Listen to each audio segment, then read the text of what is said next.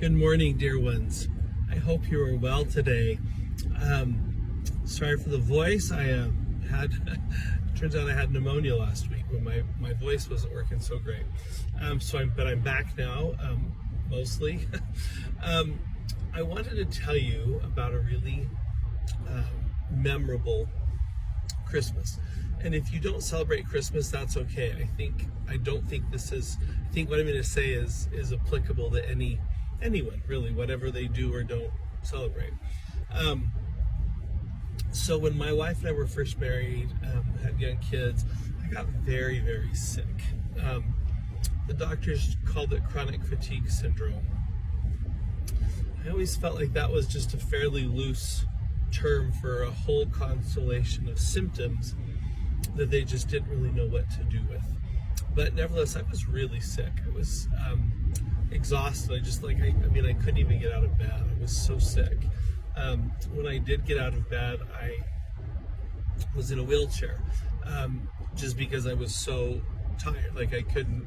Being in a wheelchair, I could theoretically walk, but I just didn't have any energy. So being in a wheelchair allowed me to get to and from class, trying to finish school off.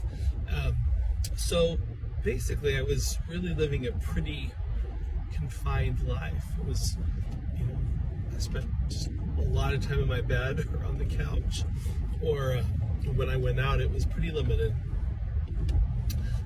My wife, of course, then was also really struggling because she had these wonderful children to deal with.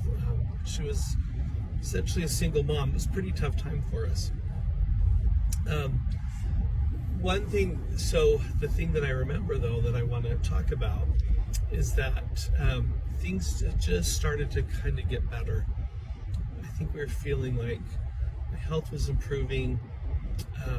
We were getting, just a lot of things that started to kind of fall in place and line up. However, because I had been so sick, we had no money.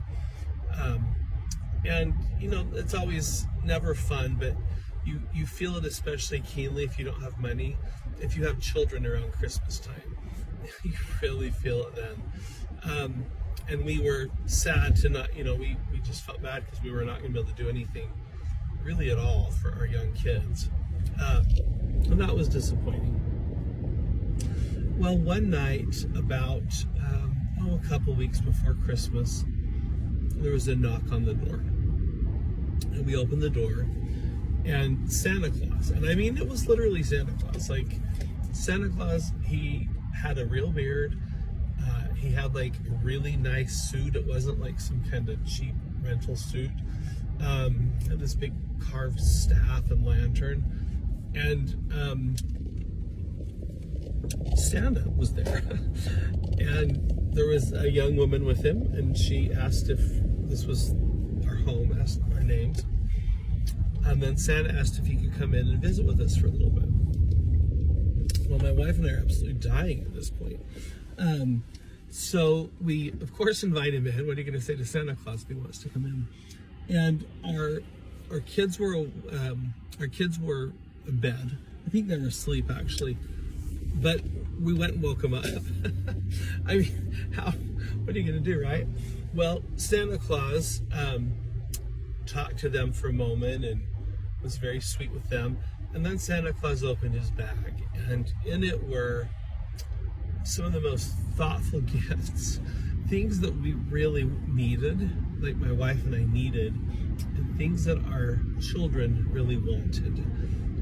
Santa also brought a tree. It was like a pre-decorated, pre-lit tree for us because we didn't have much in that way, and some other decorations.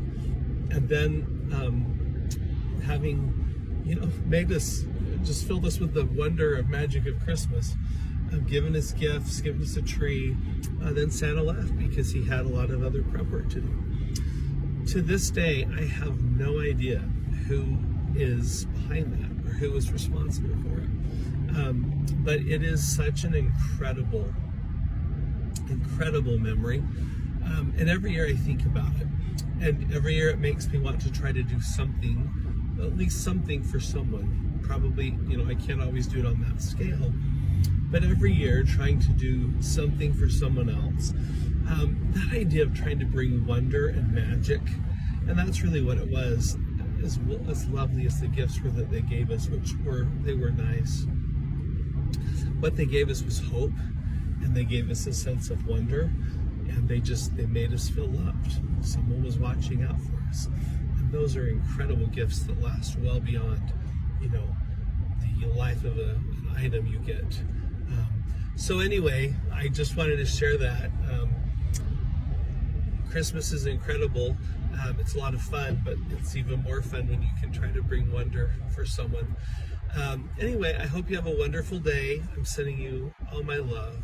I wish you the very best. You are wonderful. You are unique. You are uniquely wonderful. And I think you are amazing. And I send you all my love. Sincerely, your Internet Grandpa.